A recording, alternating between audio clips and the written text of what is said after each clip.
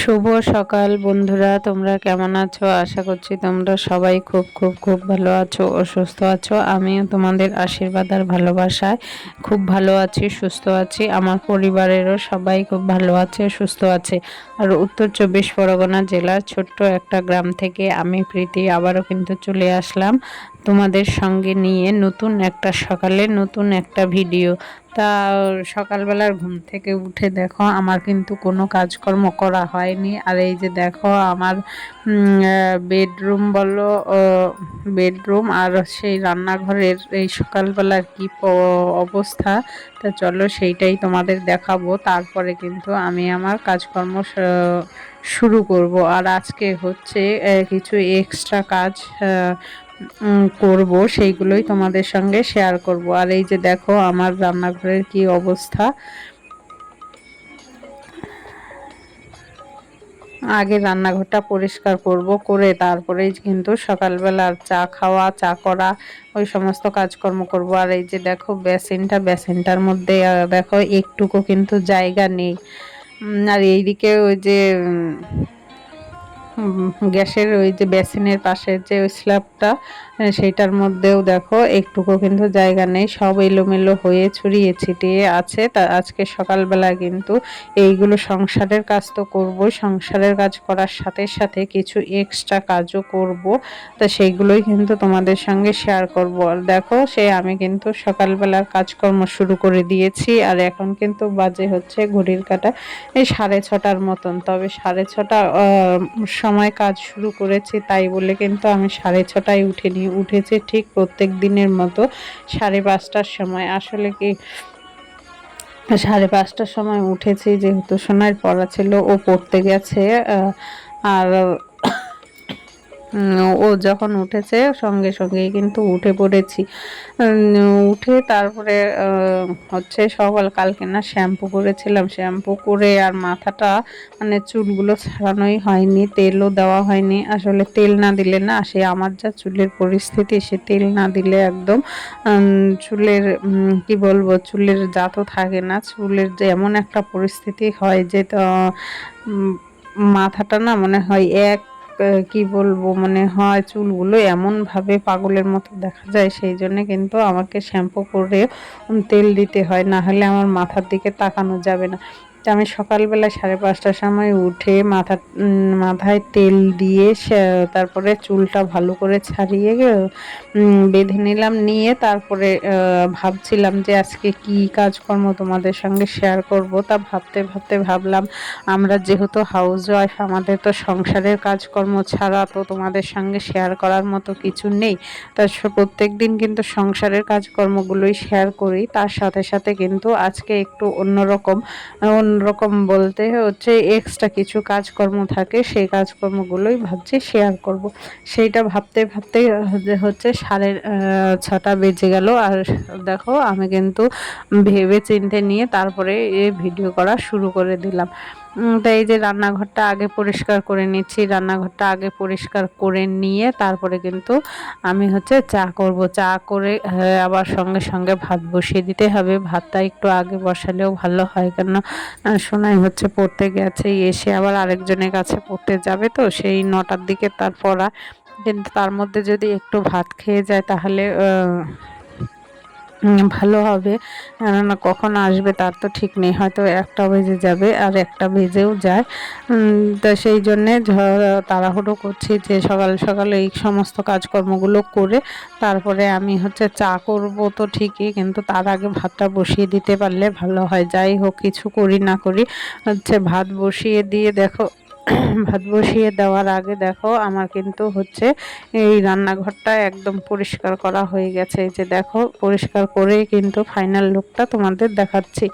আর এই যে তোমাদের দেখানোর পরে কিন্তু আগে আমি ভাতটা বসিয়ে দেবো। আর ওইদিকে আজকে দুষ্টুও উঠে পড়েছে, উঠে তো তোমরা দেখতেই পেলে ব্রাশ কোলগেট নিয়ে গেল ব্রাশ করার জন্যে। আর এদিকে দেখো আমার রান্নাঘরের যে এতগুলো বাসন ছিল, বাসনগুলোও মাজা হয়ে গেছে, আর রান্নাঘরটা একদম পরিষ্কার করা হয়ে গেছে।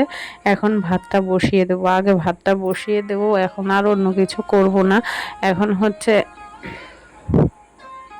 করব হচ্ছে আলু ভাতে দেবো, আর ডাল আছে, কালকে ডাল করেছিলাম মাছের মাথা দিয়ে, সেই ডাল আছে।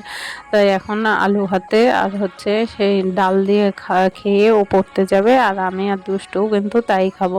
তা ওইদিকে ভাত বসিয়ে দিয়ে দেখো আমার জন্য আবার একটু চা করে নিলাম, আর দুষ্টুর জন্য দুধটা গরম করে নিলাম। বেশি দুধ নেই, 1 কাপ মতো, তা ওকে 1 কাপ দুধেই দেবো, না ও দুধ বেশি খেতে চায় না, সেই জন্যে। আর আমার জন্য একটু চা করে নিলাম। তা চা খাবো কি করে তা ভেবেছিলাম মুড়ি দিয়ে খাবো, তার মধ্যে আবার দুষ্টু এসে বলছে যে মা ফ্রিজে তালের বড়া আছে, তালের বড়াটা বের করে নিয়ে আসবো। তা আমি বললাম যে তাহলে ঠিক আছে, তালের বড়াই নিয়ে আয় এগো।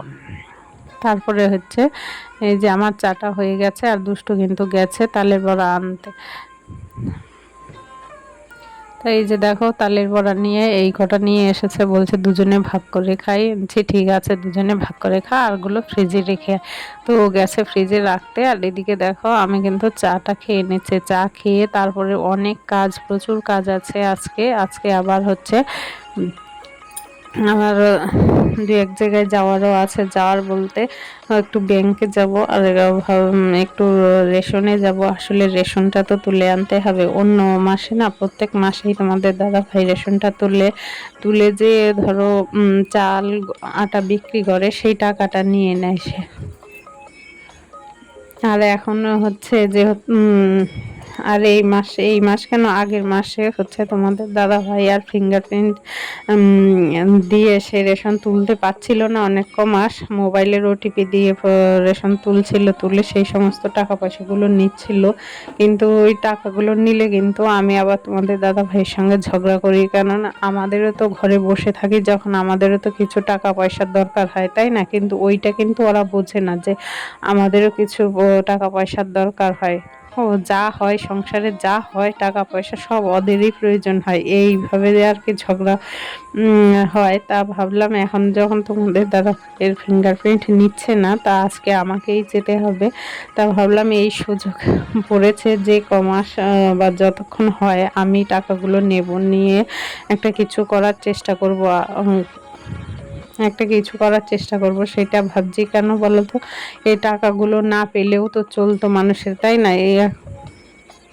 আর এখন যেহেতু রেশনে 400 সাড়ে 400 করে টাকা হয়, সেই টাকাগুলো রেখে দিলেও কিন্তু ধরো 2-4 মাস পরে একটা গিয়ে ভালো টাকা হয়, সেই টাকাটাই কিন্তু অন্য একটা কিছু করা যায়। এই টাকাগুলো যদি সংসারে না হতো, না পেতাম বা না পেতো, তাহলে কিন্তু ঠিক যেরকম চলছে সেই রকমই কিন্তু চলতো। এখন পাই বলে যে আহামরি কিছু ভালো চলে তা কিন্তু নয়, আর না পেলে যে আহামরি কিছু খারাপ চলবে তাও কিন্তু নয়, যেরকম চলার সেই রকমই কিন্তু চলে। সেই জন্যেই আমি দেব না বলেছি, কিন্তু এই মাসে কিন্তু তোমাদের দাদাভাই অনেক চেষ্টা করেছে আমাকে দিয়ে রেশন তোলালে টাকাগুলো নিতে পারবে, বাজার করবে, এই সমস্ত আর কি। তা আমি কিন্তু একদমই যাইনি, তা আজকে যাব, গিয়ে তুলে নিয়ে আসব। আর ভাবছি যে টাকাগুলো রেখে দেবো।